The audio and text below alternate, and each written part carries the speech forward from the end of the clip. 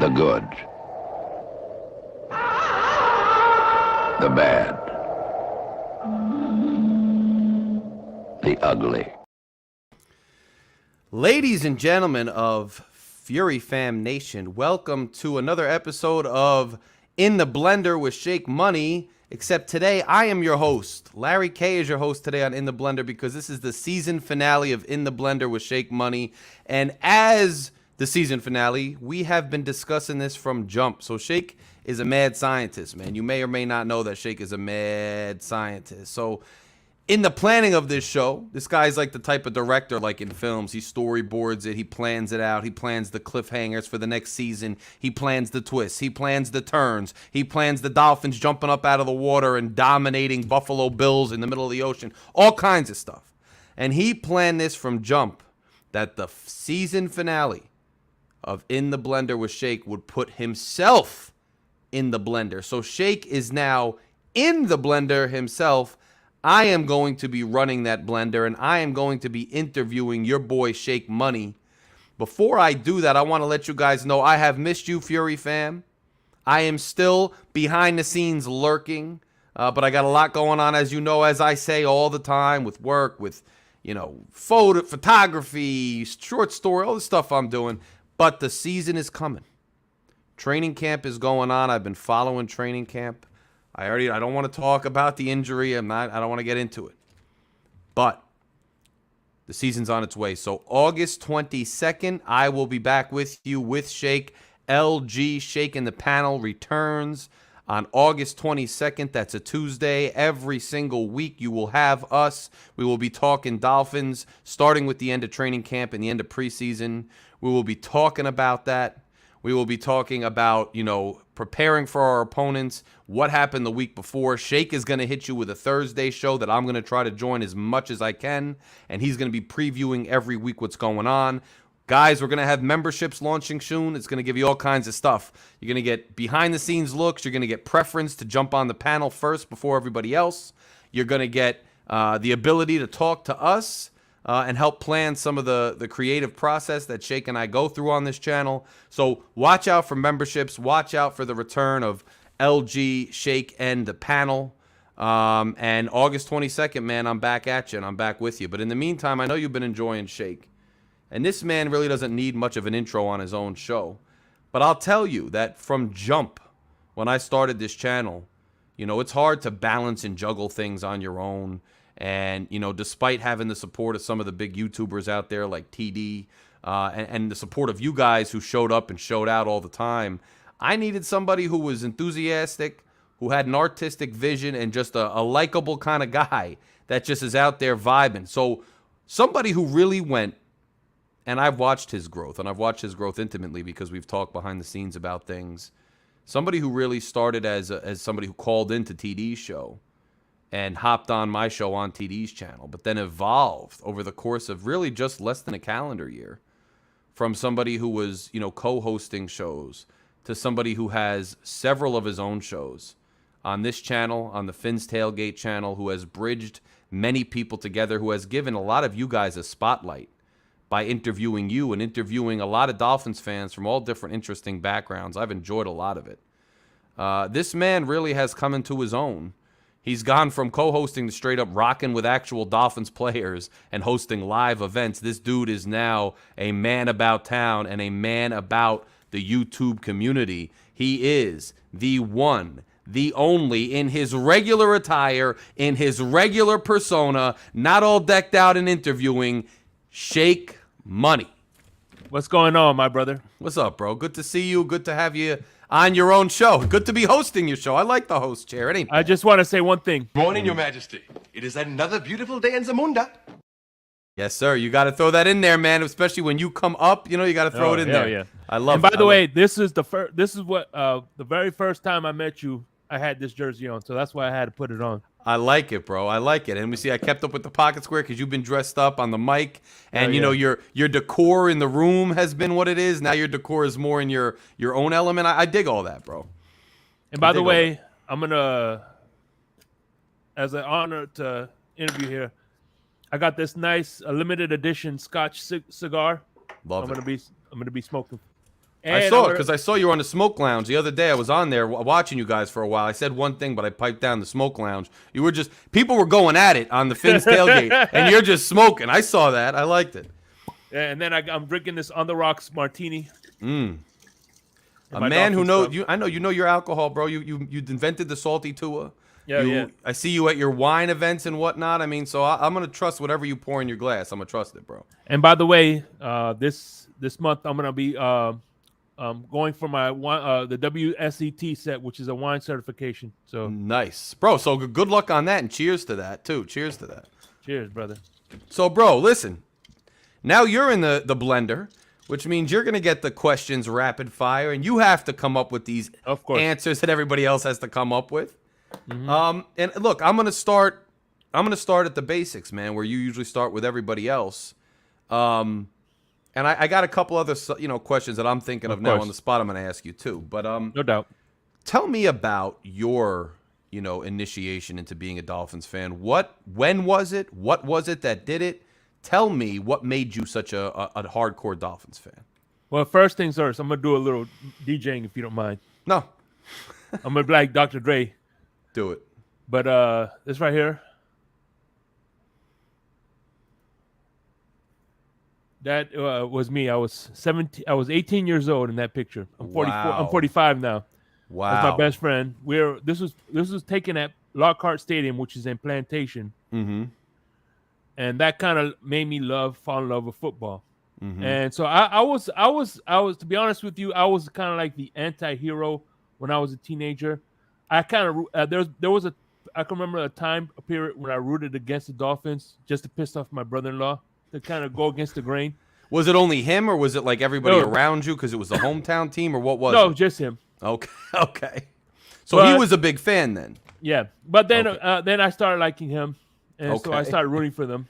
So I stopped going against them, and I started rooting for them. But there was a Buffalo game, a Buffalo game where we all know this Buffalo game.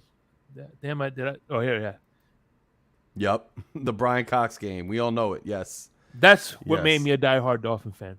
That moment right there. So tell me, and you've said that before, but I want to drill into it. So did you normally watch Dolphins games to hate, or just watch them because it was on, or what was your motivation to watch them at that time? It was on. It was just on. So yeah, so after that Brian Cox moment, I started, and again, coupled with the fact that I was going to these high school games, right? And I watching the high school games and getting up and personal with the football players, and knowing the game better, coupled with that, is what really made me start watching it more. So you had you started having a developing understanding of the game itself, which made you tune in more anyway. Exactly. And then Cox did this, and what was it about Cox's middle finger salute? Did you already hate Buffalo too? Did you just like his attitude because you kind of had that attitude? What was it? Let me tell you something. So here, three of my heroes. I could tell you three of my heroes right now: Tupac, Howard Stern, and Dennis Rodman. Mm-hmm. And if you look at all of them, they have their own way of doing things. They're against the grain kind of guys, and that's the kind of person I was when I was in high school. I always liked going against the grain for whatever reason. Got you. No, that makes sense. So that Brian Cox moment really cemented you as a fan. And what was that? That was early 90s, mid 90s? What was that? Yeah. It was like 1995. So you were how old at that point? Older high school? I was born in 78, so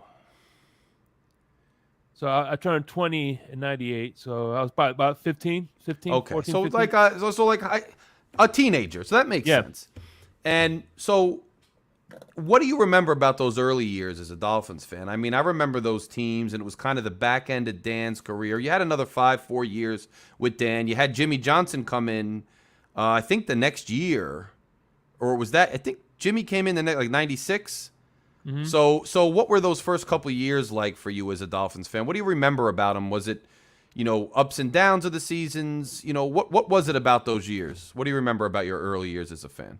Hold on, let me give a big shout out to this man right here. Holy shit! Yeah, Anthony, man. Anthony Pialucci. Thank you, my brother. This guy, Lucci, man. Lucci doesn't play, and I saw Lucci had a boy in there who was saying that Lucci doesn't BS. We got some content, and we got a new sub. So, Lucci, man, it's much appreciated. And we look forward to having you on the shows, man, when I get back on the 22nd and before that, too, brother. I mean, that's much appreciated, your support for the channel and your support for me in general, man, with the pictures, with everything else you do, brother. It's much appreciated, my bro. So that's much, much appreciated, brother.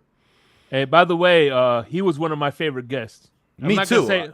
Yeah, on here, no, yeah, I loved him. He was a great guest because one of the things about Lucci is when he had his own video, he did a video on his own, just like sitting outside with the cell phone, and he dropped some knowledge about the whole quarterback controversy, you know, and I thought it was real dope and it was real insightful. So then when he was interviewed by you, it was an excellent interview. He got his subscribers. He got a lot of eyes on the channel, and it was just dope, man. So he's a good all-around dude, and we appreciate the donation, and we're looking forward, man. And yes, he's shouting you out, Shake, for keeping everybody entertained throughout the summer, man. And now I'm going to be back, and it's going to be great. Another great season of Dolphins football, bro, and another great season of Phin-Addict Fury. So we're looking forward to it, bro. We're looking forward to it, and we really appreciate the love. And by the way, there's a state park that's 30 minutes away from him. So when I'm gonna go there. I'm gonna meet up with. Definitely gonna have watch a game with him. No, that's dope. That's dope. Yeah, and Lakers, what's up, bro? What's up, everybody out there, man? I'm gonna get down to Miami in October for one of the games, and I'll let you know what game it is when it comes about. So anybody who wants to get up with me in that parking lot, before the game, tailgate, and let me know, and I'll be down there. Yeah, it'll be one of the games in October. Maybe the Patriots game. I'm not sure yet. Maybe the Giants game, we'll see. But I'll be down in Miami, so I'll link up with people in that parking lot. We'll have a couple beers. I'm in there like swimwear. I'm telling you. Yeah, bro, I get it. So anyway, back to the regularly scheduled programming, Shake. Those years, I mean, did you get to a lot of games? Did you watch them on TV every Sunday? What was it like, man? TV, of course. TV. My ritual, like I said, another thing that made me a diehard fan is this logo right here, the Florida Gators. I know Lakers, although you don't like it, I'm a Gator fan. There's a couple people who. One of my high school teachers, who I didn't like at first, he played defensive back for Gators, and blue was my favorite color. So you know what I mean. So what's going on, Lewis? My Cuban brother. He's the best co-host a man can have as well on the Finn's Tailgate. Yes, he's my co-host on the Smoke Lounge. But anyway, so yeah, man. One of my rituals was. I'm a huge, and one of my biggest regrets in life is I never got to meet the great Jim Mandich. As a matter of fact, let me tell you something. When I dressed, I had the V-neck and the sports coats.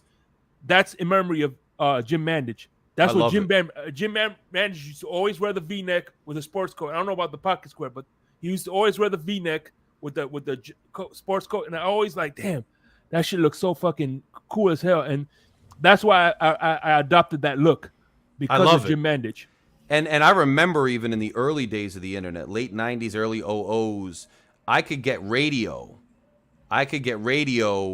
Even up here from Miami on the internet because it wasn't regulated. Now the NFL shut all that down, so you can't get local radio in a different market from up here. But back then, you could just go on the internet and you could get Miami radio. It used to be like WQAM or whatever it was. And I used to listen to Mandich. I used to listen to the broadcast down there too, especially when I wasn't allowed to stay up and watch like a night game. I would get the radio.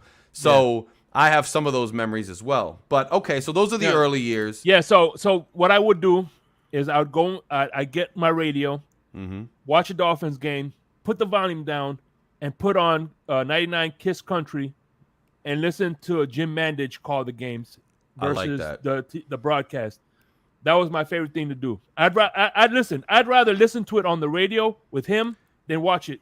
That's how big of a fan of Jim Mandich I was. And he was great. And his demeanor and his enthusiasm for the team shined through. When you have a home team, you like to hear people like that, man. You like to hear people like that. Lucci just bringing heads into the channel, man. It's dope, and we appreciate that, bro. If you're in here. From Anthony, go ahead and click subscribe, man, and welcome to the family. And come on and listen to us during the weeks, man. Come and listen to us during the season. We need Anybody who wants to join Fury Fam, you're welcome to join Fury Fam and to join us and to kick it, man. We appreciate it. So, Shake, moving along now, I want to ask you another question before we get to, your memories of the seasons and other things like that. By the way, real quickly, on a side note, this cigar tastes like a salty Tua. But go ahead. Does it? That's good. You know what I hope happens? I hope there's a salty Tua, and everybody's orifice come the season, because I hope Tua's out here slanging balls everywhere. That's my wish for this team. I just want to say that. But, Shake, fast forward like many, many, many years, like 25 years and 26, 7 years, and tell me what it was about, broadcasting and the YouTube community, specifically the Dolphins YouTube community, that drew you in, because you've taken it on with a head of steam. You've taken it on with Fury, like Phin-Addict Fury would love. And, you've really taken it by storm, and you've put a lot of effort and enthusiasm into it. What was it specifically about YouTube and the Dolphins community that drew you in like this? Well, first of all, like I told you, one of my idols was Howard Stern. Yes. So I had a love for radio. I loved Howard Stern, Neil Rogers, of course, Jim Manage was another radio guy. That's why I was a big fan of Alex Dono, who was on the show. Yes. Because he's a radio guy. Yes, I saw that episode too, and I know his stuff as well. So back when I used to work at Barry University, I used to have my own show. It was called DJ Shake. It was called The Shakedown. And I used to interview. I interviewed underground artists, up and coming artists, and that two things that made me realize about the music. One thing about the music industry, once you're behind the scenes, it's like watching sausage being made, and it's like you'll never look at it the same again. Right. I mean, there's so much talent underground. It's not even funny. You know what I mean? Because at the end of the day, these record labels and big business, they kill the artistic side of these artists. You know what I'm saying? Yes. You go in one person, you come out, and once you sign, you're another person. You're the person they want you, not the person you are. No, 100%. It makes perfect sense. So you were involved in the music industry as well as the radio industry when you were working for the university. Yeah. I did my own show. I won a few awards there, and I obviously got fired. And then 10 years later, we did the show, and when I did the show with you, unattended, you woke up a beast inside me, and I love that. And it never went back to sleep. Well, that's good to know, and that's good. I'm glad that I had some part in it, but that's dope. There was a background, and already, you put yourself in that position, and then when it just arose, it just sparked something in you, and you ran with it. That's dope. And quickly into the comments, Adam, thank you. You'll have the chance to be a member soon. And Tua IQ, that's a Jersey accent. I'm sitting in Newark, New Jersey right now, but I could see downtown Brooklyn from here, from my window, and Brooklyn ain't far away. By the way, that's another K. His name is Michael K. He's a Bills fan. Oh, so we got Bills fans in here, West New York. I've been to Buffalo, man, and in the summer it was a damn nice town. The Buffalo Chop House, I dug it, and Dinosaur Barbecue was up there too. We used to have one in Newark. But you're the better K. You're the better K. Well, thank you. Well, I appreciate that. This is this channel, of course. All right, so going back in time now again, what is your most epic Dolphins memory? Period. Just overall, what's your most epic Dolphins memory? I have a few. The one I could definitely say is when we beat Houston Texans for the first time. Yeah, that was a while, man. Dan Campbell was the head coach. I remember that one. Another one was when we were in Miami. This was a while ago. When we beat Ravens. I never forget. Ray Lewis had like this little sling on his arm. I was listening to it with Jim Mandich. And then you talking about 07? It was around that era, yeah. When no, probably like 01, 02. That's like when Grant. When they were real good, but not when we were not that season where it was the only game we won. That's not what you're talking about. No. Okay. I'm talking about Ray Lewis was hurt at the time. Okay. I remember that because he had like a thing to prevent his arm from going up. Got you. What other games? Nothing that really sticks out at me as of now, but yeah, that one is a good one. Of course, the Ravens game. I remember where I was working at Barry University at the time. I was at my efficiency with a few friends, and I tell you what, man, I'll never forget. if I had $1 for every time I say I'm not gonna I'm not gonna watch this team anymore, and sure, like clockwork, just like I felt like when I was turned 21 and you woke up from a hangover, I'm never drinking again. What were you doing the next weekend? Yes, drinking. It makes sense. That's how I was with the Dolphins. That's me to this day, bro. That just happens, man, that drinking thing. You always swear it off, and then you always wind up picking that little glass up again.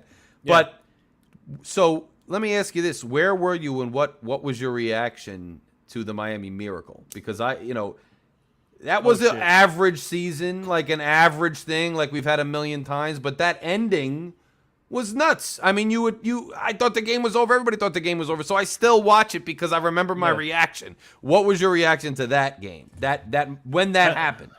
As a matter of fact, I was sitting where the computer is, where my monitor is right now. Mm-hmm.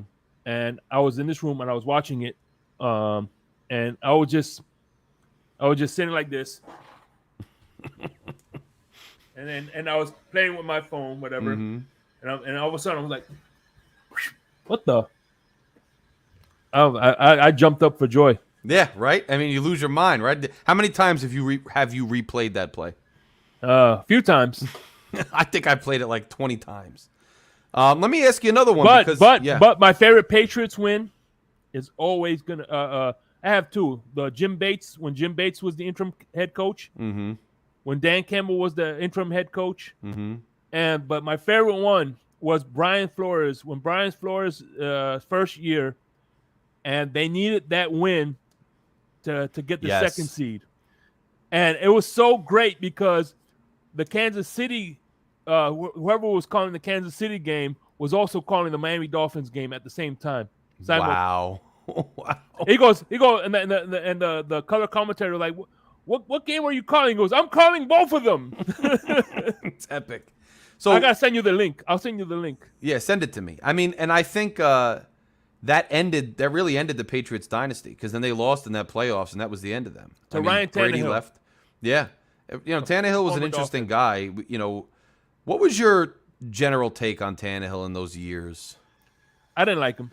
No, but I mean, I rooted for him. Thought he had limitations or what? I just thought that his pocket awareness was terrible, and he just made bad decisions. Mm-hmm. One of the games that I will never forget was we won Cincinnati Bengals. Right, all we had to do was our right tackle was out that game, so instead of running the ball, he knows where he's vulnerable. He goes back, gets sacked, strip fumble. Then he did an interception, and he lost us that game. Mm-hmm. His pocket awareness was exceptionally bad, and I think it's an interesting thing when you talk about quarterbacks and sack stats. He was always near the top 5 of the league in sacks. And yes, we never had a great offensive line, but you could still see quarterbacks make do and make moves and have better pocket awareness. His pocket awareness was always very bad, and that was always a big contributor to his sack numbers, in addition to not a very good line. And Cap, I'm glad to be back, my brother. But I hear you, Shake. But that leads me to another question I was going to ask, because this was Greg's. Greg became a fan because of this game. Mm-hmm. Do you remember your reaction to what you were doing in the Wildcat win versus the Patriots, where Ronnie and Ricky and Fasano and all them just went off? Do you remember where you were? Yeah, that was in 2008. I was at Barry University, mm-hmm. and I was in my that same efficiency where I wore when we watched the Baltimore game. Yeah, that was an awesome game. Yeah, that game was absolutely epic. I remember actually the first 2 weeks there was this place that showed all the games on DirecTV, and I was able to watch them. I watched the first two with this girl I was dating at the time, and they lost both. And then it was the Patriots week, and I was going over a friend's house to watch the game, but I didn't really care because I thought we were going to lose again. It's the Patriots. It's in New England. How are we going to win? And the friend called, and they're like, you should hurry up and get here because the Dolphins are doing really good. We showed up. They won. It was amazing. That was at this girl's house that we used to always hang out at. Then the rest of the year, me and this girl I was dating went every Sunday to this bar to watch the Dolphins. Then we went to Miami to watch them against the Patriots. They lost. It was the only game they lost at the end of the year. Then we were at the Jets game when Favre threw all those picks and we beat the Jets to take the division. And because of that, that girl who's now an ex-girlfriend is a lifelong Dolphins fan. So that game has a lot of significance for you, me, and Greg. Yeah. It's kind of interesting. My last guest I had this Tuesday, Vinny. It was a friend of mine. He's a coworker, I would say, and he turned his dad, that was a Buffalo Bills fan, into a Dolphin fan. That's crazy. How does that even happen, bro? But it happens. If you're that enthusiastic and there's that many memories at the right time that you introduce them to the team, it could happen, bro. It could happen. So let me ask you this then, leading kind of off of that, what's your, most memorable favorite, season as a Dolphins fan? My most memorable season. I'm going to say, that's a good one. I should have thought of this. Yeah, I mean, you do this to us all year. Unbelievable. But I would say, because there's a lot of memorable seasons, but I would say one of my memorable ones was definitely the Brian Cox years. Yes. 96. And then we made the playoffs. I'll never forget, we lost the Bills. I'll never forget where I was.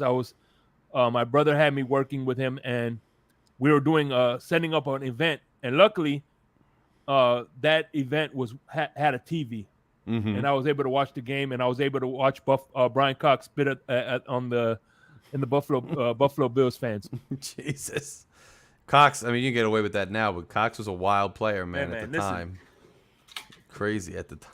This is one of my most. Listen, I'm not a card collector. I only have 2 cards, and one of them is. Let me put the lights on here. Is this Brian Cox rookie card? Everybody says, "Oh, why don't you get it graded?" I said, "I'm not getting it graded because I'm not selling it, so I don't give a shit what the grade is." Right? Yeah, it's just yours. You're keeping it. It doesn't matter. So it doesn't matter.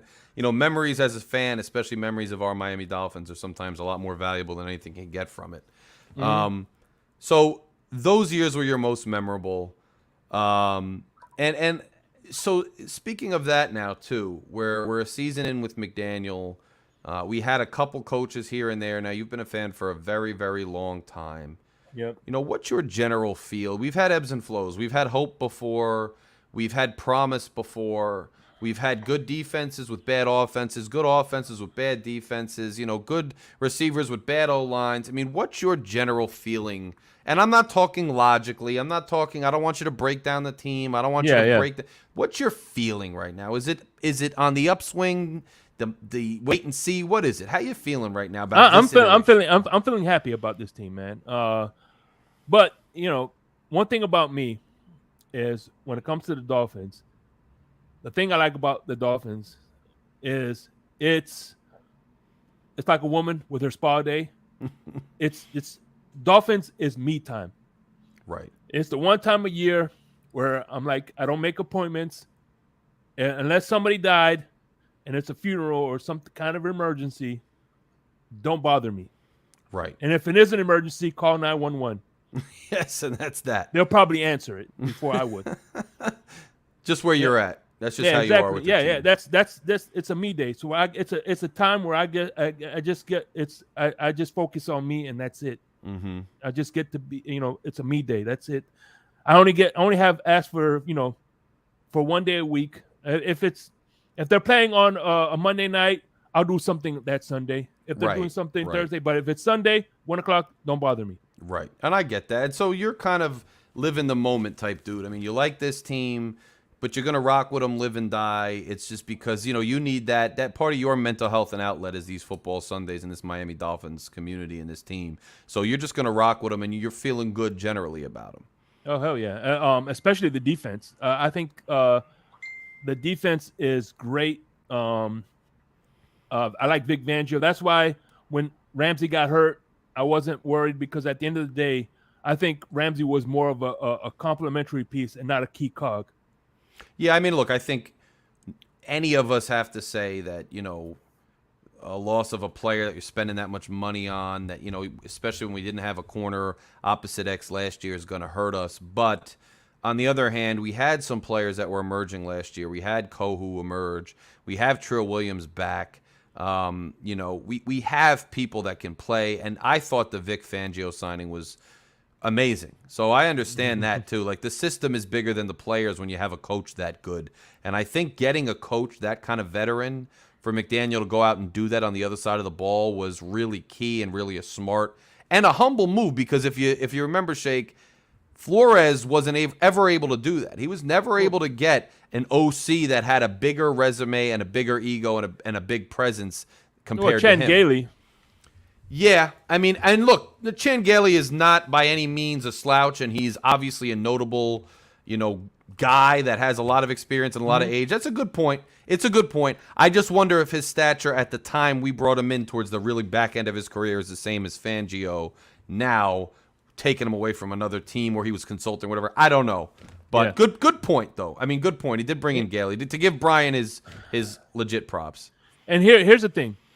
And this is how I stand. If we would have drafted Herbert, and trust me, I'm glad we have Tua.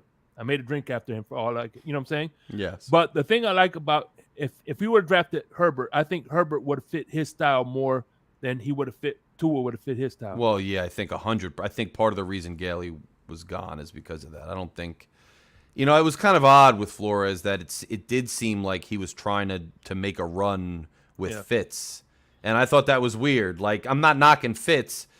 And then it was weird because if you're going to make a run with Fitz, why are you going to pull Fitz midseason when we're winning? Either make a run with him and the organization should be on the same page about that, or don't, and you have the young kid coming in. Why are you building a team and a system around Fitz? I don't want to dwell on the past. This is your interview. Sure. I'm just saying, for sure. Kind of weird. Kind of weird. Yeah, but here's the thing, and we'll move on. But the one thing I always bring up is the fact that in the Arizona game, if you recall, Chan Gailey was out because of that pandemic word that we were not allowed to say. Yes. And so George Godsey was calling the plays, and Tua played a lot better. A lot of people don't know this, but I researched Godsey. He was a quarterbacks coach. He had several stints as quarterbacks coach, and he did well with. He had some chemistry with Godsey, and I think that played into the reason why he ultimately became a OC with Tua, because they had chemistry. I believe that. I think part of the problem was like they weren't just admitting that Godsey was calling the plays. They were whatever they were doing. Like, it was going through this guy and then through that guy. And when they said it looks like he was calling the plays, they were denying. It was just kind of a messy situation. If Godsey was the guy, and if Godsey was the guy, just name him the guy and have the bravado to do it. Don't try to cover it up by saying it's this, that, because you don't want to put your money and say Godsey's the guy. Maybe Godsey was the guy. It's just kind of interesting how things go about, and how we see them evolve. So, Shake, do you get out to games off? I know you're not in the Miami area, right? I mean, you're in the Tampa area or what? No, I'm in between Tampa and Fort Myers, but okay. The one game I did go to was this right here. Oh, look at that! That same jersey? Yes, same jersey. This was. Bro, what are you, Fernandez out there catching gators in the Everglades? Yeah. But no, that game was it was against the Colts, because I had a coworker who was a Colts fan. Unfortunately, we lost that game, and I've lost pretty much a lot of the games. One of the first games I went to was against the Bears. We played against Brian Cox that game. It was a Monday. It moved to Monday night or Tuesday night. I can't remember. The only reason it moved was because the Marlins won the World Series the day prior. Got you. So it was late. The field wasn't ready, probably. Yeah, it was moved, and we lost to. Not only did we lose to Brian Cox, we lost to Dave Wanstead. I remember when he was the head coach of the Bears at the time. Was that the first game you went to, or just one you're remembering? That was the first game I went to. Okay. What, you go to any wins, or have you been unlucky? Yeah, actually, the only one I went to a Tennessee game. I was too drunk to remember if we would have lost that one. But the one I do recall, I was working at Barry, and one of the other DJs, she got me a it was against the Jaguars. It was Saturday night. I was fun. I got some Dolphin beads. We had a good time. They won that preseason game, and then after that, we only won one game that season. Oh, that was 07. That was 07. That's rough, man. Yeah, I went to a preseason game the time that Tannehill. I think I said this on your interview where Tannehill first came in. It was an okay game. I don't remember much about it, but the atmosphere at Dolphins games is cool with the touchdown song and just the general vibe there with all the food options and all the beer options and the tailgate scene. Miami is a good game day experience. So anybody who can get out there, as many times as you can, try to get out there. It's worth going to and worth seeing, especially the out of state people or the people outside Miami and other parts of Florida. Are you planning to go down to any games this year? Of course, I'm going to be recruiting some guests for season 2, baby. Nice. I like it. You're recruiting them right at the game. I like it, bro. But you're not going to make the MetLife takeover because it's on Black Friday, right? Yeah, I can't do that. Gotcha. Unfortunately. Yeah, I'll be at the MetLife takeover. But all right, so now let's do something that you have tortured all of us with all season, and I think you're going to get away lucky because it's me, and all I can remember is distinctive numbers. I was doing it this afternoon. Let's let some of the audience pick them out. Okay. All right, let's do that then. Because this afternoon, I know I'm coming on to interview you, and I'm thinking of numbers, and all the numbers I'm thinking of aren't that hard. So let's see what the audience, start giving me some random numbers. I'm going to give him the shake, and let's see who he comes up with. Give us numbers of players. Numbers of players, folks. I'm going to start with an easy one, 54. Of course, that's, let me see.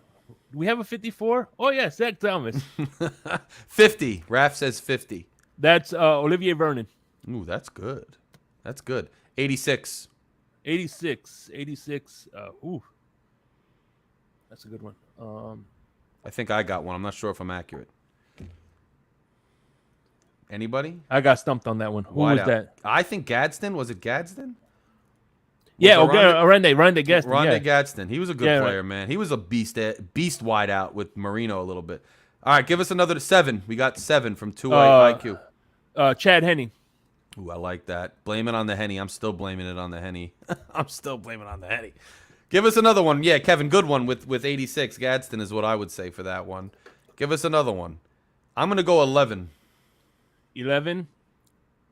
My man, Crypto's favorite wide receiver, Devontae Parker. That's what I would think. Crash Jensen. 9 I got from Adam. 9. The guy who took over Dan Marino, the poor man's Fitzpatrick. That's what I was gonna say. Jay Fiedler. Yeah, I was gonna say that. Give us another one, guys. They're saying wasn't Gesicki 86 for a second. I don't remember. Yeah, that was his rookie number. No, that makes sense. Then eventually he switched to 88. 88. Yeah, I liked him in 88. Give us another number. Give us another number. I'm gonna say 22. 22. That is Mr. Jim Kick. Yes, sir. And Mark Higgs. Mark Higgs too was number 22. Yep. 23. Of course, the jersey I had behind me, when I first started. Remember there was a jersey. Yes. Ronnie Brown. Yes. Ronnie Brown and Patrick Surtain. Yes. 91. Raph says. I'm thinking about that guy who came from the Canadian League, and that was Mac Moore. Mac Moore. He played in the. When I watched the 85 Bears game, because Crypto was my guest, so I rewatched it. They had a guy who was making all kind of noise. Oh yeah, damn! Oh, I forgot my Noah Igbenogany. Noah, who I heard is killing it in camp, but I'll believe it when I see it in the game. Noah is Igbenogany. That's right. That's my name from him. Noah is Igbenogany. I was gonna say Cam Wake too, and it's kind of funny that you said the other guy who came from Canada because I thought of the guy who came from Canada as Cam Wake. Yeah, Cam Wake. Yeah, because he was played for Penn State, and then he went to Canada, and then he came down. But that's a good find. Finish telling me that story you were telling about the 85 Bears game. So, yeah, there was a dude, he had like 2 sacks, and of course, he wasn't, he was like a rotation guy. And once they said, I seen him, 91, oh, Mac Moore, he came from Canada. This is his rookie season. So I'm like, damn, that's interesting. That's crazy. 91, Mac Moore. Interesting that 91 came through 30 years later with Wake. But, all right, let's see, 51. Of course, Brian Cox. And, hey, check this out. One thing about 51, there's a Gator connection. Two Gator connection. Tell me about this. The first Gator connection, of course, is Mike Pouncey. Mm-hmm. And the second Gator connection is Brian Cox. His son, Brian Cox Jr., played for the Gators. Oh, I didn't know that. I maybe I did know that vaguely. When did he play for him? 2000, early 2000. Unfortunately, 2000. he played with the fucking Bills. He was on the Okay. practice squad, but he's now he's on the real Canadian team, which is Ontario. He plays for Ontario. Okay. Yeah, Canadian teams have some players that you forget about, even from college, and then you hear about them in Canadian highlights or something. You're like, oh, there's stuff going on up there. They play football up there, and there's some guys up there. I'm gonna do 2 more numbers. Let's go number 1. Matt Turk. Ooh, I like it. And we're gonna go. I was gonna do it too, huh? Yeah, bro. I thought we're gonna go. I don't know, 36. 36. That is gonna be Lusaka's Polite. That's who I was thinking, bro. I like that. I like how you think. I loved him. And by the way, Anthony Pialucci, I'm always gonna remember this story when he wanted to take a picture with Nat, Lusaka Polite, and he went to get his camera. The security lady wouldn't let him through. Lusaka was like, "Hey, I do remember. Get the hell out of the way." Yes. Shake, bro. That was good, man. I like that. And you hung on with the numbers. Only one stumped you. You hung on with the numbers, and you brought some players out that we didn't even think of. So you did pretty well at your own game. I'll give you that. Oh, yeah. But you got to do your research too. You know what I mean? do. Well, some of those numbers pop up for some of us, and some of them don't. And so it's interesting how that goes. And like sometimes you're not positive, but you just think it. And I see G over here in the comments. G, 22nd LG shaking the panel. We're coming back, my brother. And Shake's going to talk to you about Thursdays too, which I'm going to try to join as many times as I can. So we got a lot coming, Greg. Get ready for some behind the scenes content too, because we're going to open up memberships. But I tell you what, real quick. I like I mentioned before, the Rabbit Dolphin Lewis is a great co-host when I'm doing the Smoke Lounge. But I tell you what, when I was doing panel shows, Greg is the Rabbit Dolphin of the Fury fam. I was honored. I was honored and privileged to have him on here, man. I was every time I do a panel show, I always made sure he got the first invitation, man, because he's like the Flavor Flav. He is a hype man. He brings energy. Oh yeah, bro. Look, Greg, and the thing about Greg that I found, which is, you'll help drive the creative thing behind the scenes. Greg will just show up whatever element he's in and add entertainment value and enthusiasm. He will be checking some old lady out at the grocery store and just filming himself doing it on the side while somebody else. There could be a dude like Cap could be just going in talking about like a position or something, and somebody be analyzing it and going on, but you'll just see Greg like up in the corner like of the panel just checking out like frozen peas or whatnot and like making faces, and then he'll just be eating ice cream or something. That's his shtick, and that's why he's funny. That's why he's a member of Fury Fam and an honorary member of Fury Fam. So you gotta love it, bro. You gotta love it. And I respect that you did that too. And I want to ask you this now. Let's before I get into the second game of yours here. Let's highlight some of. So how's the experience been? Doing in the blender with Shake. Who are some of your most memorable guests? And what do you have? What's percolating in your mind as the show moves forward to next season, based on what you experienced this season? Well, obviously Anthony Pialucci is one. One that wasn't really not too many people knew was Ringo. Ringo was a Facebook friend of mine, and I never spoken to him. I never heard his voice, and I heard it. For the first time we met face to face was that show. That's bro. That's interesting. So that was a great show for me. Another memorable guest, Iceman, my man Kane's 89, of course Alex Dono. There's so many. It's like there's a great one, DeVore. He became a fan because of Ace Ventura. Dolph Freaky became a fan because of her dad. And the best story I've heard so far was MCJB. He does Dolphins hype music, and we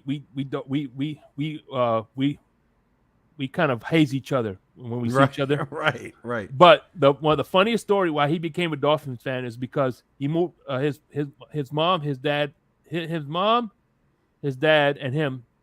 They played rock paper scissors to see. All right, so his mom won, so she became a Tampa fan.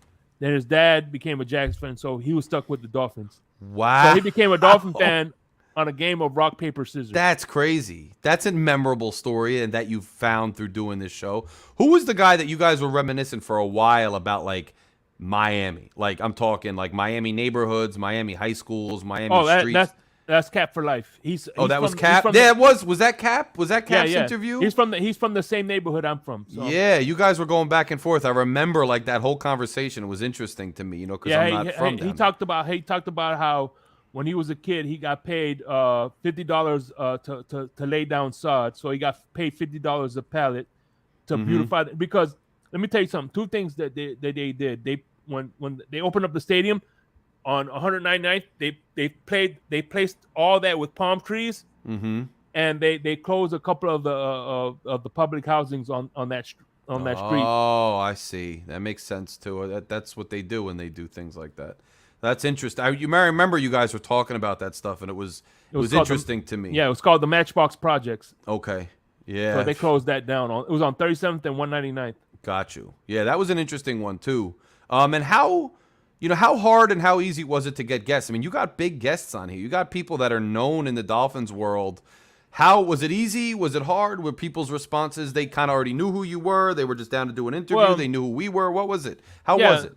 So what I would do is I would obviously months in advance I would put out feelers, and then the week maybe 2 weeks prior I'd reach out to them, and then the week of I would reach out to them, and then the day of I'm like, hey, I'm just confirming, and they'd be like, okay. So all I did was say, hey man, listen, I'd like to have you as a guest on the Blender, and a lot of 9 out of 10, I would say 9 out of 10 times people were down. So that's awesome. Yeah, so it wasn't too hard, and you had a consistent guests.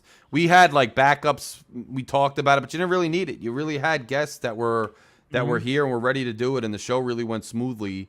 And what did you learn about from doing the show, other than from other people, but yourself with interviewing, with how you like to conduct them, how you like to be on the mic? What have you learned? And you could include this show or also what you've been doing with the tailgate. I mean, what have you learned in this off season when you've kind of taken off and taken the scene by storm?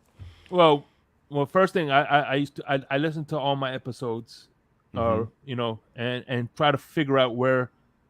Okay, I need to change that. I need to do this. So at the end of the day, I still need to fix some things like stuttering sometimes, and just be a little more preparation is key. Another guest that I had that was really good was Dr. Reginald Brown.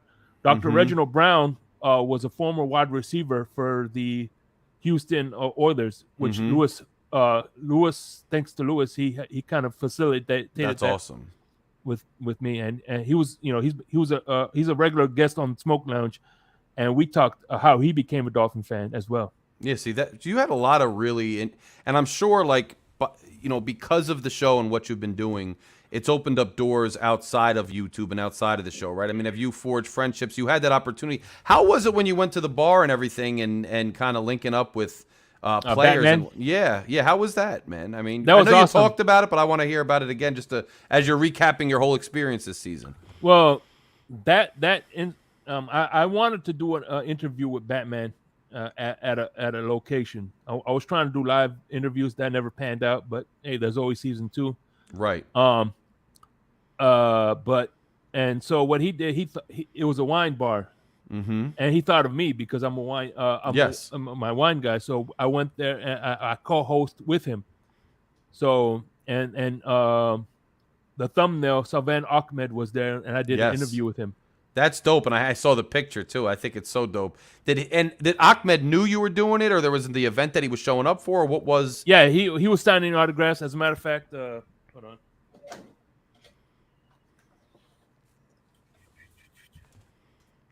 Oh wow. Yeah, this is that's cool, man. And I like him a lot, actually. To be honest, I got to frame it and put it back there. That's dope. That's really cool. That's really cool. Well, especially because that autograph's tied to an actual memory, like as somebody you kicked it with for a few and actually talked to. That's dope, man. you know. So that's why Batman, I short of him slapping my mama, I can never be mad at Batman. Right, I hear you, bro. And I think the community getting together and vibing on levels like that, and like I've had several people that have added me outside of this on social media and whatnot, and we've talked and, you know, we've supported each other in other endeavors. That's a dope thing, and it's a dope part of any community, and really anything you start is getting that support and then having people, you know, maintain their support for you. So it's dope to see what's become of this show, and I'm excited for the next season. But let's get right into the final thing here. I'm gonna send you this list once we're off the air so that you have everybody's team. But I'm going to ask you to build your all-time epic Miami Dolphins team right now, starting with quarterback. My quarterback is going to be Mr. Brian Griese. Ooh. Hall of Famer. No, I like it. I have a Griese jersey. I don't even have a Marino jersey. It's not because I knocked Marino. I got the picture right here, autographed. But because everybody had Marino, I like Griese. Griese's a Hall of Famer. He had 2 Super Bowl rings. He's been to 3 AFC championship. Like 3 rings for the AFC championship, 2 for the Super Bowl, and a Hall of Famer, and a guy who sometimes we don't talk about as much because Dan's such an epic player. So I get it. I have the jersey. I like the choice. What kind of offense you running? How many backs? I'm doing 2 back set with 1 tight end, 2 wide receivers. Okay, so one tight end, 2 wide outs, and 2 running back, like 2 halfbacks or a fullback? Yeah. I do a fullback. Yeah, I do a fullback. A fullback and a running back? Yeah. All right, so who do you got? For fullback, I'm gonna, of course, Lusaka Polite. Ooh, I like that. I like it. Running back, halfback. Halfback. Let me see. I'm gonna go with my man, another 23, Jay Ajayi. Interesting, sir. You're going off. You've been listening to everybody all season, and you're doing things a little different. Then okay, all right. Okay. Wide receiver 1. Wide receiver 1. I'm gonna go. There's a few choices I like to have, but I'm definitely gonna go with I'll say Jalen Waddle. No, you know what? No, better what? Change that. You can take it back. Ooh. Yeah, because I like to do run. I'm gonna do my man Jarvis Landry. That's okay, sir. The other wideout. And which I thought Chris Chambers. Bro, this is an interesting team. I like this team though. You know what this team is? This is a tough team. Yeah. Even Griese. This is like a muscle team, like a gritty team. Yeah. Very gritty. It's gonna be a running team. This is gonna be a running team. Yeah, these wideouts are gonna block the crap out of you and get tough yards with tough catches and short windows. Okay, I see where you're going. Okay, now it's time for the tight end. Who? Tight end. My main, of course, I can't. My main man, Jim RP. By the way, on my bucket list, I'll bring that up later. But go ahead. Okay. O-line. Offensive tackle, of course, you got Richmond Webb and Laramie Tunsil on the right side. Yeah, that's good. Guards. Larry Little. And my man, by the way, it's a Gator connection here. Even though he went to, I forgot what college he went to.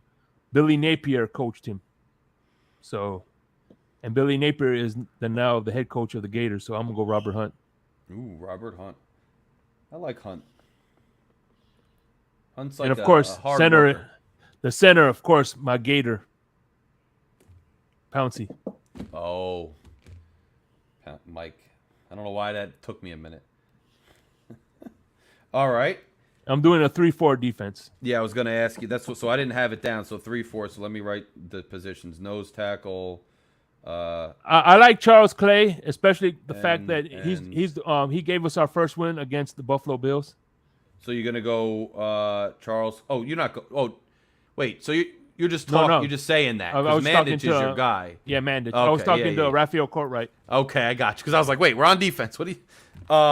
So I got your nose tackle. You got your 2 DTs, and you got 4 linebackers. You got 2 outsides, and you got 2 insides. Okay. Well, who do we got? You could start wherever you want on D. All right. The first defensive end, like I said, he's on my bucket list. I got to meet this man, my man Kim Bocamper. As one defensive Kim end. Bocamper, man, he's an interesting cat on the radio and whatnot too, and on the media. All right. What's going on, Canes? Dolphins 89. He was a great guest. I like Canes 89. We talked about wrestling. Canes, what's good, bro? Other DT. Other defensive end. I'm gonna have to say. What the hell? I'll go Jason Taylor. You gonna put JT in a 3-4 at DT? No, DT. DT of course is gonna be my man Bowens. You want Bowens at so remember you're running a 3-4. Yeah. So JT would usually play outside linebacker. Yeah, I'll put Randy Starks. Yeah, I like Randy Starks there. Randy Starks. Okay. I like Randy Starks. And then Bowens and then Kim Bocamper. Okay. That's my line. Got you. Then I'll do outside. I'm unfortunately I'm not gonna be able to put Zach Thomas, but I'm gonna do outside linebackers is Taylor and Jalen Phillips. Ooh. Okay. And then my 2 middle linebackers is Brian Cox and my man Channing Crowder, former Gator. Crowder was good too, man. I like his media personality too.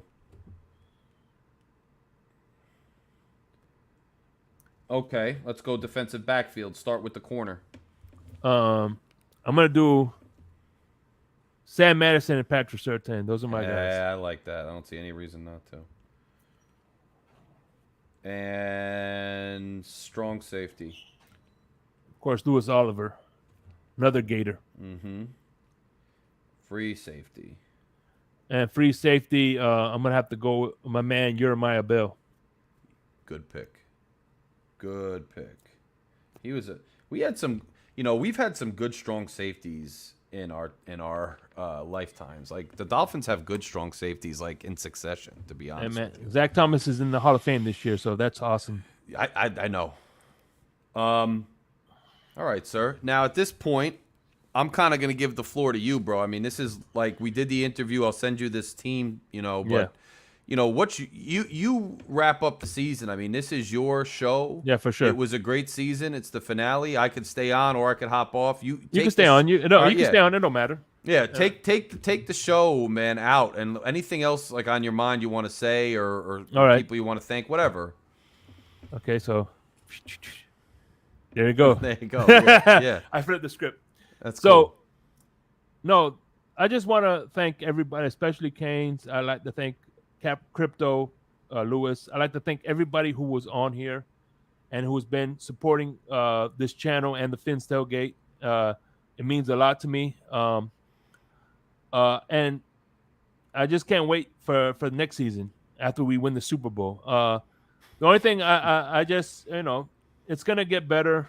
I'm going to have an intro. I'm going to have a better background. And, like I said, I'm excited for the next season, put it that way. It's and I appreciate you for helping me realize my dream. You know what I mean? At the end of the day, I'm doing this for fun. And I tell you what, this has probably been the best off season I've had and that I can remember.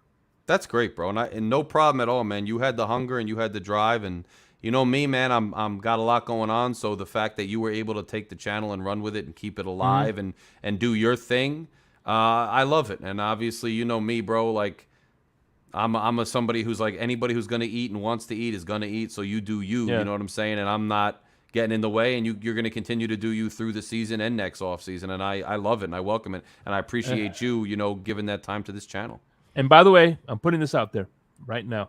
By the way, there's going to be a bonus episode of In the Blender with color commentary. This is a bonus episode I'm recording.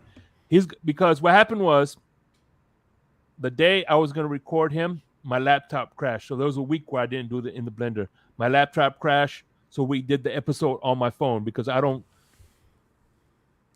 Hey, thank you, man. Thank you, bro. Appreciate Thank you, Lucci, for being a big supporter on and off the web, and for donating the money and supporting the channel. It really helps us keep going, and we're gonna provide a lot of content this season. So I hope you'll join us and you'll continue to do that, my brother. Thank you a lot, bro. But yeah, so I you know me, the show must go on. So I did the show on my phone. So I felt like Color was shortchanged. So that's where he's gonna do the first. He's gonna do the only 52-man roster. He's gonna do a 52-man roster. Oh my God! Not just a dream, a 52-man roster. I believe it because it's color, bro. I can't wait for that. I cannot wait. When's that? Next Thursday? Yeah, next Thursday we're gonna wait for it's gonna be a bonus episode, and it's gonna be a 52-man roster. And but I'm putting this out there in the universe, and hope because he's clipped me before, so I like to give a shout out, a big. I'm talking about huge, like. I can't put my arms out that big. This is how big it is. To my man Tory Day, Dolphins Den. He 4,000. 4,000. He made me an admin. He didn't know me, and he made me an admin. And I you know what? I'm forever grateful, man. I've met some great people. I met, as a matter of fact, he's the one who facilitated Pedro, the Fantastic Painter. Yes. And Ty Fly. Yes. AKA Ty Blessed. He's the one. He's responsible for those interviews. Yes. So I'm putting this out right now. If ever in the season, I don't care when it is, if he ever, because he says it's not his thing, but if he ever feels froggy and wants to jump in the blender, I am going to do. There's an exception to every rule. He's the only person I will make an exception for. I don't care if it's week 4, week 5, week 6. If he says, hey, I want to do an episode in the blender, I'm going to be doing an episode of In the Blender. I love it. With Tory Day. He has that carte blanche, in my opinion. So Tory Day, he's an amazing dude, man. I like watching his videos, bro. He's a rock star, bro. He's a rock star, so I don't know why I don't want to come on. He literally performs all the time. And he's in enemy territory in Buffalo. Yeah, but you know what's funny is, and when I see him, he gives me that Isley vibes. Yes, yeah, I could see it. I 100% could see it. He gives me that Isley. I'm like, he's a smooth dude, man. And I like can I said, see it. I would love to have. Of course, I forgot my man Dolphins Winters too. Yes. So yeah, you got people on your list either this season or they better be ready for next season, man. These people would be good. You got people on your wish list, man. Yeah, but like I said, Tory Day, he knows. Whenever he wants, if pre-recorded live, it doesn't matter. If he wants to do it, I'm not putting pressure on him, but I'm just letting him know he has carte blanche whenever he wants to. I'm his man. I love it. So that's pretty much it, man. And once again, I appreciate you for giving me this opportunity, and I appreciate everybody who watched and hit the thumbs up, man. I appreciate y'all, everyone. We all appreciate you, man. The whole family appreciates you. Fury Fam is back in effect for the season. We appreciate all of your patronage and all of your attention during the whole offseason, supporting Shake and watching him grow into the beast he's become, which is dope. And, bro, anytime I would do it for anybody, so it's great to see you thriving, bro. It really is. So, all right, we'll see you guys soon. Shake will be back at you for the bonus episode next Thursday. He's got his shows on Tuesday, too. I'll be back August 22nd. August 22nd, LG Shake and the Panel returns. I'll have content for you guys and pre-recorded stuff I put out and season prediction stuff like that. Shake, you're free to do that as well. And we're going to have the member stuff up soon. And Shake and I will do stuff together too and put it out and whatnot. So there's a lot more coming. So stay tuned, subscribe, and get ready for Dolphin season, man. Fins up. Fins up. Later, guys. Peace.